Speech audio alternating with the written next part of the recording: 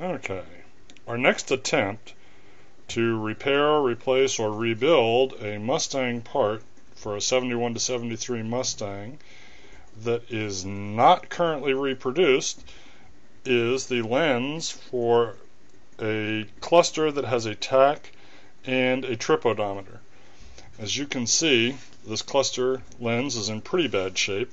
It had been glued back together by someone at some point using only the finest skills possible, and it now has a replacement lens on the cluster, but it doesn't have the hole or the piece for the trip odometer. So if we look at this fairly carefully, we can see that there's an oval shaped cutout. It does have a lip on it on the back, but it does fit flush on the front, and it appears that this piece is actually glued in. So our first problem is getting this out without breaking the trip odometer knob or pin, and we're going to try to see if we can do it without breaking the lens, so that we have a template for where to drill a hole on the replacement lens that doesn't have that. So we'll start with a razor blade and see if we can get this piece out without damaging anything. Okay, what I've done is I've taken the lens and I've placed it between two sections of the workbench so that the trip odometer piece is not being pushed on or pressed on while I'm trying to play with this. Now, the first thing I do is take a razor blade and slide it underneath. And I actually feel that this is clearing things very easily. The razor blade fits fairly well, as you can see, and it goes all the way around without much trouble and breaks the seal on the top part of the lens. So that worked out pretty well. This might turn out to be easier than I thought. So I pull a little bit, and the entire cap moves, and it's spring loaded, but the piece itself isn't coming out. So let's turn it over and take a look and see what we need to do on the other side. Okay, looking at the back, this is going to be somewhat harder than I expected.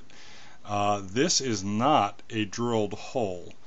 As a matter of fact, this entire unit here is molded into the lens itself. The piece springs out at the end here, and it uses the knob and a spring and a shaft that runs through it up to the front. So this is an integral piece of this lens. That's going to make this job somewhat harder. I suspect I'm going to have to carefully cut this entire thing out of the lens and then figure out if there's a way to still use this lens as a template and find a way to reattach this to a replacement lens. Now, a flat lens is available from a variety of suppliers. There's one on the cluster right now, but I'll have to see what we can do about getting this one apart. Okay, I used the moto tool and cut out the odometer piece.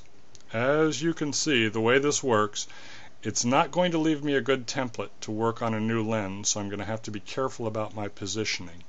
However, it's close enough that I'm pretty sure I can figure it out.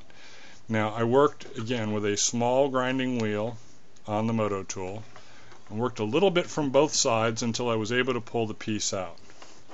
Now, when it comes out, it's somewhat of a mess because it is an integral part and molded into that lens. So what I'm doing is carefully, again using the moto tool, cutting the back of it to make sure that what I have left is smaller than the housing that was on the top. And again, this housing moves, so you can pull it up and twist it sideways to make sure you get all the little pieces out of the way. I will work my way slowly around that until I have this cleaned up. Okay, using a combination of the grinding wheel on the moto tool, a razor blade, a small file, I've been able to get all the plastic out from around the lens residue out from around the cover on the front. You can see from the back though, I still have a gluing surface that I can use for attaching this to a replacement lens. Now the real problem is going to be to figure out what type of glue is going to hold this and how to ensure that I can get this to fit within a new hole.